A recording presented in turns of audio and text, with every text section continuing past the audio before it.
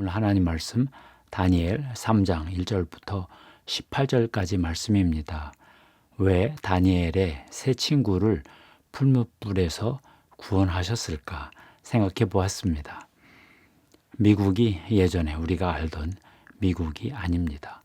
미국의 정치 권력과 문화 권력이 힘을 합쳐 성경의 신앙과 가치를 지키려는 미국 교회를 압박하고 있습니다. 그들은 동성애자들이 지배하는 음란한 나라, 인간의 욕망이 끝까지 가는 세상을 만들려고 하는 듯합니다. 미국 교회는 반기독교적 국가를 처음 경험하고 있습니다.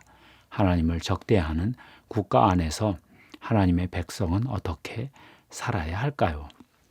오늘 성경 본문에서 다니엘의 세 친구 하나냐, 미사엘, 아사랴 이야기가 나옵니다. 바벨론 제국의 지방 행정관으로서 일하는 세 친구가 금신상 경배를 거부하다가 죽음의 위기에 처했습니다. BC 605년경 제2차 갈그미스 전투로 바벨론이 애굽을 누르고 패권을 차지했습니다. 바벨론의 느부갓네살 왕은 애굽을 정복하고 돌아오는 길에 남유다를 복속시키고 왕족과 귀족의 자제 중에서 다니엘과 세 친구를 인질로 끌고 왔습니다. 장차 제국을 경영할 인재도 얻고 인질로 압박하기 위함입니다. 바벨론에서 그들은 벨드사살, 사드락, 메삭, 아벳느고라는 이름이 붙여졌습니다. 그들은 음식법 규례를 지키면서도 지혜와 총명이 월등해 제국의 인재로 등용되었습니다. 하나님의 백성으로 구별되면서도 제국을 위해 봉사하게 되었습니다. 다니엘이 느부갓네살의 거대한 신상 꿈을 해석해 준 후 다니엘은 궁정에 남고 세 친구는 지방에 방백이 되었습니다. 어느 날 느부갓네살 왕이 다니엘의 꿈 해석에 역행하는 조치를 취했습니다. 거대한 금신상을 만들어 두라 평지에 세웠습니다. 모든 백성에게 엎드려 절하라 명령했습니다. 절하지 않으면 풀무불에 던지겠다 경고했습니다. 다니엘의 세 친구는 당연히 절하지 않고 고소를 당한 후 왕 앞에 끌려왔습니다. 취조 후 회유가 시작되었습니다. 15절입니다. 이제라도 너희가 준비하였다가 나팔과 피리와 수금과 삼현금과 양금과 생황과 및 모든 악기 소리를 들을 때 내가 만든 신상 앞에 절하면 엎드려 절하면 좋거니와 너희가 만일 절하지 아니하면 즉시 너희를 맹렬히 타는 풀무 불 가운데 던져 넣을 것이니 능히 너희를 내 손에서 건져낼 신이 누구이겠느냐 했습니다. 이에 세 친구는 대답했습니다. 16절 18절인데요. 느부갓네살이여 우리가 이 일에 대하여 왕에게 대답할 필요가 없나이다. 왕이여 우리가 섬기는 하나님이 계시다면 우리를 맹렬히 타는 풀무불 가운데에서 능히 건져내시겠고 왕의 손에서도 건져내시리이다. 그렇게 하지 아니하실지라도 왕이여 우리가 왕의 신들을 섬기지도 아니하고 왕이 세우신 금신상 앞에 절하지도 아니할 줄을 아옵소서.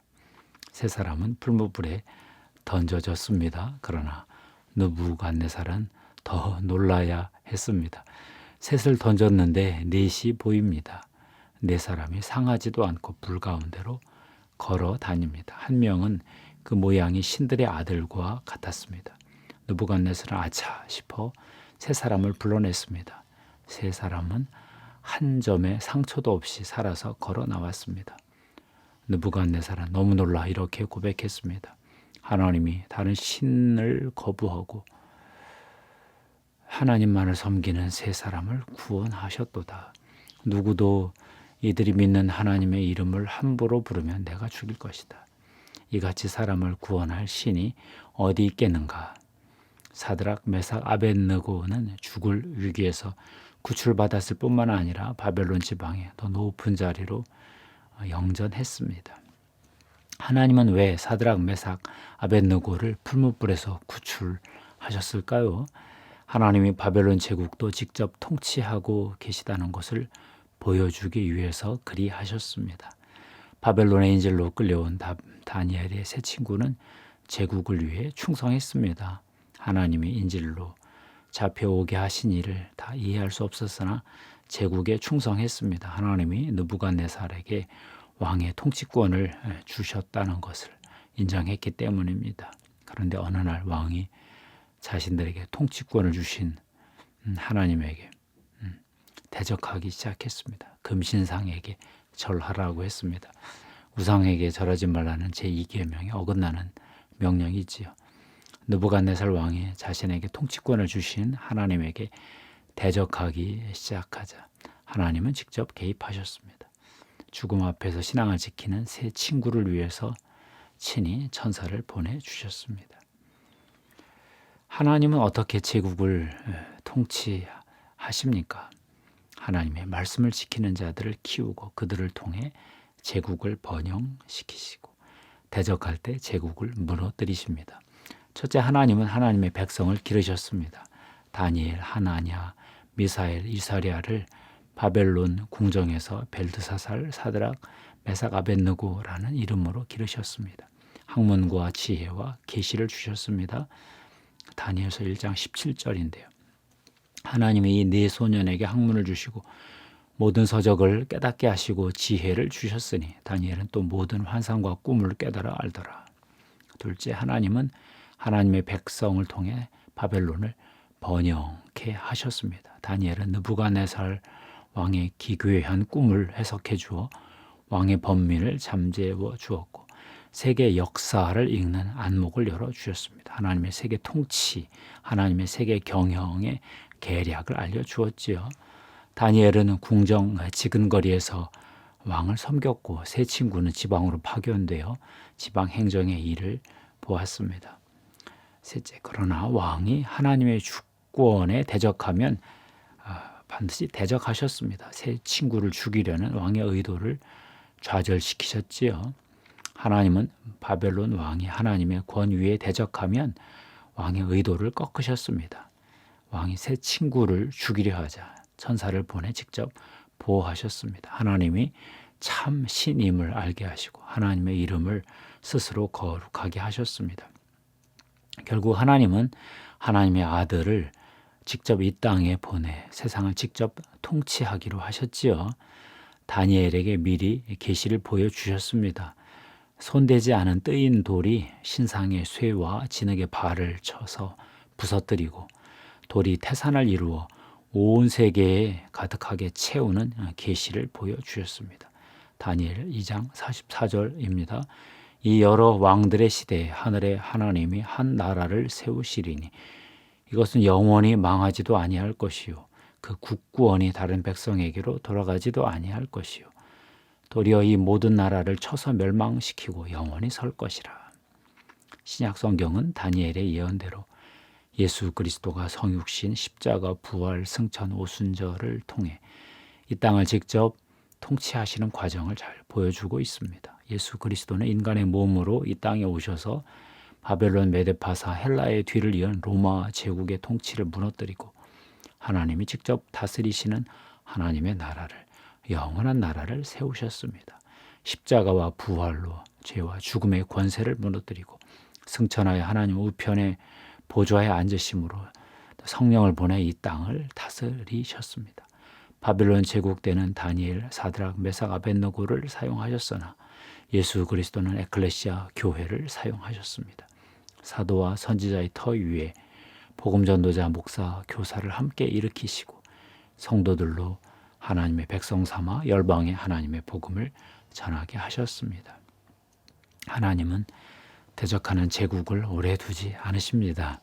바벨론이 하나님의 주권에 거역하자 페르시아의 고레스에게 패권을 넘기셨습니다. 그때가 BC 539년이었죠. 로마 제국이 교회를 박해하자 게르만족에게 패권을 넘기셨습니다. 이때가 AD 476년입니다. 세상에서 하나님의 정의로운 성품을 반영하지 않는 권력은 다 무너뜨리셨습니다. 러시아 우크라이나 전쟁이 지속되며 새삼 세상 패권의 덧없음을 다시 생각하게 됩니다. 미국이 예전의 미국이 아닙니다. 우크라이나에 나치즘, 네오나치주의가 있다는 얘기도 들었습니다. 미국과 나토가 우크라이나를 통해 대리전을 감행하고 있다는 그런 평론도 들었습니다. 미국이 전쟁을 주도하는데 점점 불리해지고 있다고 하네요. 미디어가 얼마나 우리를 속이는지 다시 확인했습니다. 세계 패권이 변하고 있습니다. 소수 피권 비밀 결사 카발이 세계를 자기들의 의도대로 리셋하고 있다 하는 얘기도 들리네요. 그러나 우리는 그들을 향해 웃으시는 하나님의 더 큰 웃음소리를 들을 수 있습니다. 어찌하여 이방 나라들이 분노하며 민족들이 헛된 일을 꾸미는가. 시편 2편 1절이지요.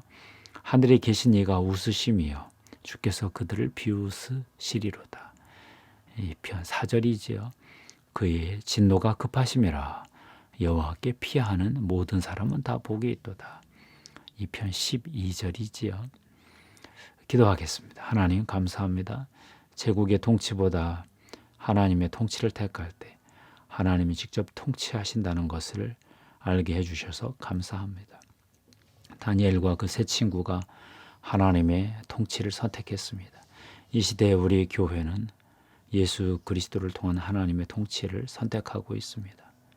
세상 유력자들이 세계 질서를 리셋하고 있다는 소리를 듣고 있습니다. 전쟁의 소식 속에서 하나님의 통치를 더 간절히 구합니다. 너무 복잡한 세계 정세 우리가 다 파악할 수도 없습니다. 그러나 우리 구주 예수 그리스도께서 지금도 세상을 통치하고 계심을 믿게 해주셔서 감사합니다. 하나님이 그 복잡한 모든 이익 다 조절하셔서 하나님 나라 열어가고 계심을 믿습니다. 복음을 더 세상 곳곳에 방방곡곡에 구석구석에 펼치시는 것을 믿고 감사드립니다. 하나님, 이 지금도 주의 종들을 통해서 이 시대를 통치하시는 것을 정말 감사드립니다. 우리 성도들에게 예수 그리스도의 보혈에 피를 뿌리고 돕습니다. 성령님, 세계 경영에 기름 부음으로 임하시옵소서. 감사합니다.